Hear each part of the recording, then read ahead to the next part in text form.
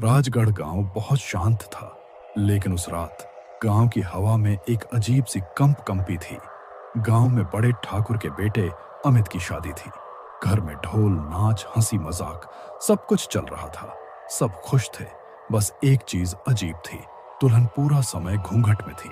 दूल्हा अमित ने भी उसे ठीक से नहीं देखा था। शादी बारात के रास्ते में एक छोटी सी दुर्घटना हुई। फिर लड़की के मामा ने कहा था, "कुछ बस घूंघट मत हटाना, रीति है।" सबने। दुल्हन चुप थी, धीमे कदमों से बीए की सारी रस्में निभा रही थी। जब विदाई हुई, अमित ने पहली बार उसके हाथ पकड़े। हाथ ठंडे जैसे बर्फ, पर किसी ने ध्यान नहीं। अमित उसे कमरे तक लाया। कमरा फूलों से सजा था, मोमबत्तियों की हल्की रोशनी थी। अमित ने मुस्कुराकर कहा, "अगर तुम्हें अच्छा लगे तो मैं घूंघट हटाऊं?" दुल्हन चुप। उसने हल्के से सिर हिलाया, पर नहीं की तरफ। अमित को अजीब लगा, लेकिन उसने सोचा लड़की शर्मीली है। रात गहरा चुकी थी। अमित ने पलक झपकी और सो गया। सुबह जब अमित की आंख खुली तो पहला झटका लगा। कमरा अंदर से बंद था, लेकिन दुल्हन गायब। घूंघट फर्श पर पड़ा था। कमरे की दीवार पर हल्की खरोंचें, जैसे किसी ने दीवार को नाखूनों से नोचा हो। अमित का दिल कांप गया।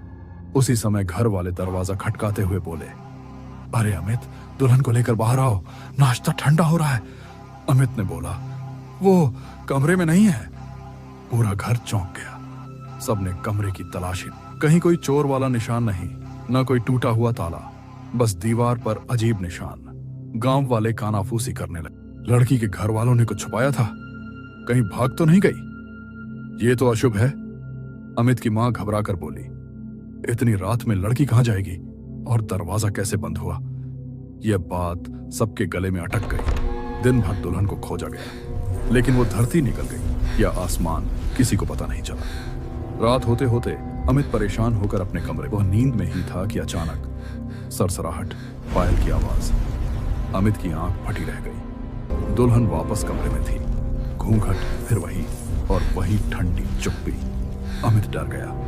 "तुम कहां चली गई थी? सब परेशान थे।" दुल्हन ने सिर नहीं उठाया, न कुछ बोली। फिर धीमे से पलंग पर बैठ गई। अमित पीछे हटते हुए बोला, "तुम ठीक तो हो? कुछ बताओ।" दुल्हन ने बस एक बात कही। उसकी आवाज इतनी धीमी थी जैसे हवा से भी हल्की, "घूंघट मत उठाना।" अमित ने कांपते हुए पूछा, "क्यों?" वह बस एक बात दोहराती रही, "घूंघट मत उठाना।" एक ठंडी हवा कमरे में भर गई। अमित पसीने से भीग गया। जब उसने पलक झपकी, दुल्हन फिर गायब। अब अमित की रातें डर में कटने लगी। दिन में सब ठीक, रात में दुल्हन आती